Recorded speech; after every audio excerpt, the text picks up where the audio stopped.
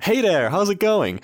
Just a quick heads up, yes, this is a Rayman video, but no, I am not really interested in talking about that new Rayman game. Ubisoft is, unfortunately, an absolutely despicable company, and even if I were interested in that new Rayman game, I still would not want to promote their products or buy their stuff with money. If we could keep comments focused on the content of the video, I would really appreciate that. So thank you and enjoy the show. You know, every time I make a video about the Rayman series, I think it's gonna be the last one I do. Yet here we are. What is it about Rayman? This series just means so much to me, and every time I replay these games I find something new to yap about. But today, the yapping is gonna get personal. This is my story of growing up with the Rayman games. Things were different for kids in the 90s and early 2000s. It's interesting to me how nowadays even toddlers got to use tablets and phones already. When I was growing up, you had to reach a certain age before you were allowed to use the almighty computer station. But every kid gets their grubby hands on a CD or cartridge at some point, and the moment I obtained a Dinosaur Encyclopedia CD, it was over. They could not physically tear me away from that big old CRT. My parents did not care for video games. It's not like they thought floppy disks were the devil or something, but they still very much tried to steer me in a healthier direction by giving me nothing but educational games from the local library. Yeah, remember when libraries had those? Last time I entered the library, they just had a bunch of old random PS2 games. Why yes, I would like to get San Andreas for my 7-year-old son. Anyway, one day my mom came home with something special. It was my first, quote-unquote, real video game. And that game was Rayman, but also not quite. Now, seasoned Rayman fans might know that there was such a thing as a series of educational Rayman games, like Rayman Brain Games and Rayman Jr. Well, this was not that. There was also Rayman Designer, a level editor for the original Rayman game, and this was also not that. What I got was the obscure Rayman 100 Levels, a special compilation disc featuring 60 levels made by Ubisoft themselves, using the Designer level editor, and 40 levels made entirely by fans, also done in Rayman Designer. As far as I can tell, this exact weird amalgamation of a disc only released in the Netherlands.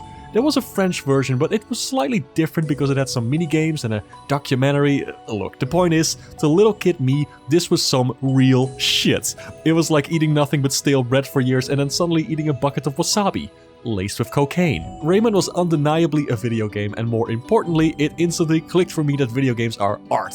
And that was an important step for me as I grew up to be an artist myself. Something about the gameplay flow, the drawings, the animation, the music, it's all absolutely fantastic and inspiring. Except when it fucking wasn't. Alright, let's do it, let's get into it. Rayman 100 Levels isn't very good. It's actually quite bad. The levels by Ubisoft employees are pretty decent. Some are actually pretty damn fun, but the fan-made ones, holy shit. These are convoluted, borderline impossible junk. And some of them just don't know when to end. Try to do better than 12 minutes! I didn't care though, I just played the same few easy levels over and over, and just looking at the pretty graphics was enough for me. As far as I knew, this was Rayman, a neat time waster that looked really cool. It's funny how the box says you don't need any prior versions of Rayman, whatever that means. What it means is that 6-year-old me was about to have a heart attack. I was playing at a friend's house and I saw he had a Rayman disc. We popped it in and holy shit, this one had a story, a world map, an animated intro. What have I been playing up to this point then? Whatever, that didn't matter. I had to have this game. So, I did what every kid did at the time. I asked my friends to make a copy so I could take it home. Why do I feel a Ubisoft-shaped sniper dot on my forehead? Criminal record aside, this was so cool. I played the heck out of it. Obviously, the music world kicked my ass like I did for any kid, but it all resonated with my tiny, underdeveloped brain so strongly. Rayman 1 is a beautiful game. It has atmosphere out the wazoo. One moment, it's chaotic and silly.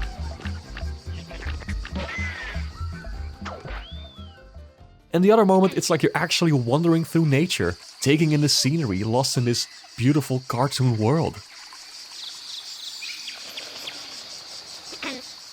The Rayman team accomplished something that very few games had done before with such detail and artistry. And they were about to fucking do it again. Less than a year later, at that same friend's house, I shit you not, what do I see on the shelf? Tonic Trouble. Rayman 2, baby! And sure, Rayman looked a bit weird and lanky on the cover, but it didn't matter. I had to have this game too. So, I did what every kid did at the time. I cried. Because for some reason, the copy disc wouldn't work on my PC. This wasn't a problem, of course. Rayman 2 had already been out for a while at that point, and new copies were dirt cheap. I played it, I loved it, it's one of my favorite games of all time. What can I even say about this one? It's nothing like the first game, but it's just an exceptional technological achievement. The refined 3D world, the atmosphere, now with more story and a slightly darker tone. I was pretty sad that almost no elements from Rayman 1 made it in. It made the games feel so disconnected from one another, you know? Now, I've always been an artistic kid. You get what I mean? I drew Rayman a lot. I think it's safe to say that part of the reason I got into drawing was because of Rayman. He was easily the character I drew the most, and that made me want to make my own characters too. I would even write my own stories about the game's cast, and I made my own Rayman action figures and stuff. Yeah, for those who don't know, the Rayman series is notorious for having very little physical merchandise. It's always been my dream to get my hands on some of the hard-to-find figurines. And sometimes I like to play a little game called foreshadowing. 2003 came, and so did I. Holy shit, Rayman 3! I begged my parents for this one. The trailers made it look so cool and edgy, which was the style at the time. I ended up getting it as a reward for completing my swimming lessons. The Netherlands is a country below sea level, so that's kind of a Dutch thing. We all learned it here. Now, Rayman 3 wasn't directed by the series creator, Michel Ancel. Some people say that's why the game feels so different from what came before, but like, surprisingly, in terms of gameplay, it's not even that far removed from Rayman 2. Well, compared to how all the other games keep reinventing the wheel at least. I'm always surprised by how it really feels like an evolution of Rayman 2. Its controls are buttery smooth, the combat has more depth to it thanks to curved punches, and while the atmosphere is different, it still has it in spades. It's silly, it's slightly edgy, and it has locations that I'll remember forever. All of these games left a deep impression on me as a kid. I mean, they had to. I played a lot of games when I was younger, probably as some kind of escape. I got bullied pretty often and generally just struggled to find my place in the world. For reference, when I got Rayman M, the multiplayer game, I mostly played it by myself.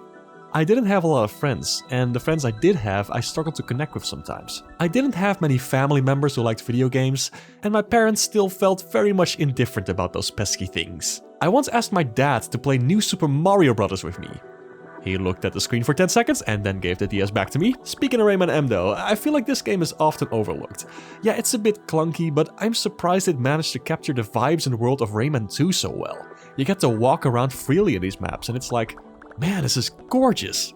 I love the sound, I love these places, man. It's so dreamlike. I want to go there. On top of that, the bullshit computer AI does not pull any punches, and when I was trying to beat the game, those last levels got very intense. Meanwhile, I never stopped drawing. I even started posting some stuff online. Ah, good old DeviantArt. How I hate that you got worse with every single update. I got in touch with some other Rayman fans there. It was a great time while it lasted. Now it's overrun by AI garbage, and boy, does that hurt. Either way, back then, it was cool to see that I was not alone in obsessing over this big-nosed Blorbo. Now here's where I would put a little segment about Rayman 4!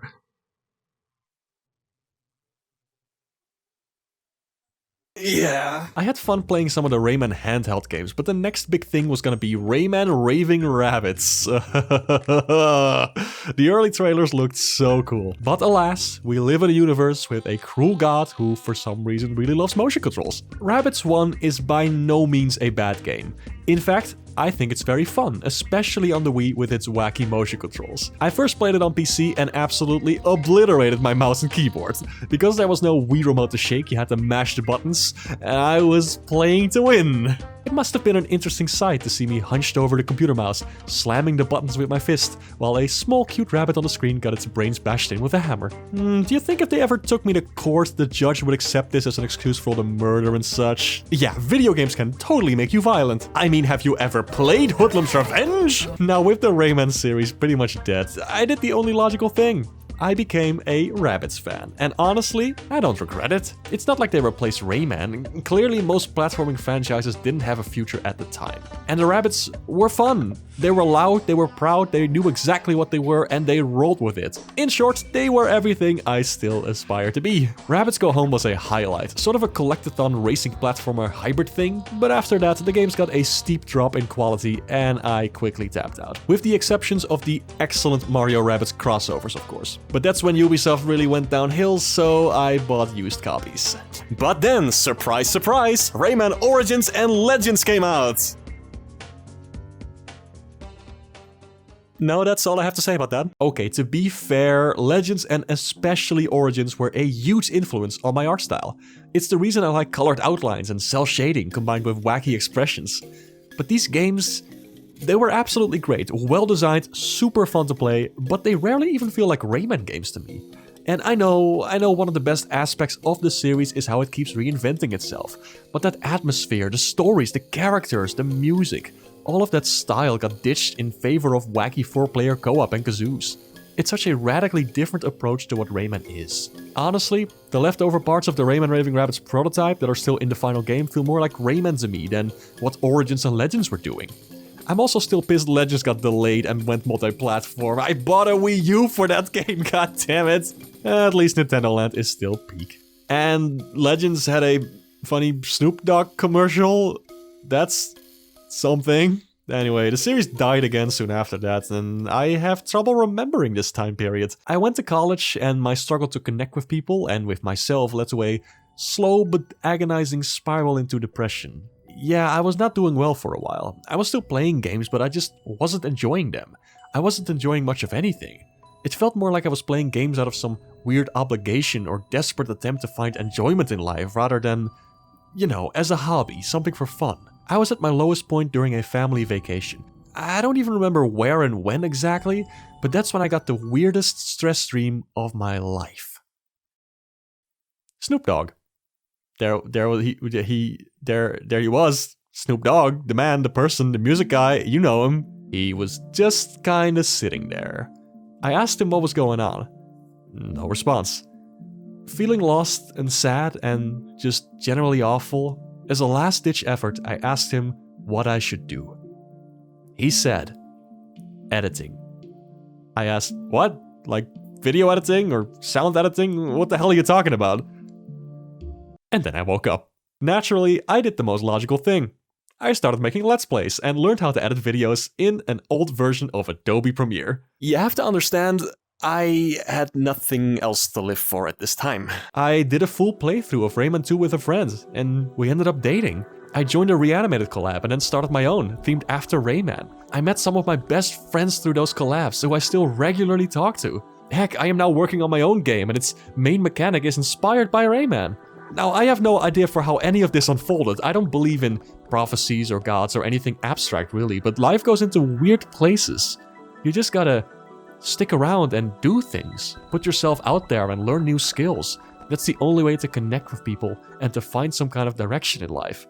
It can start small, but it can really bloom into something beautiful. I guess that's why I came back to doing videos like this after taking a break from them for a long while. I want to make these videos more personal, because, well, I still struggle to connect with people. And I think the only way forward is to be myself and keep putting myself out there. And I simply enjoy yapping about video games and mental health stuff too. So I genuinely hope you find these videos entertaining, but maybe even also insightful. So, was that the end of my Rayman journey?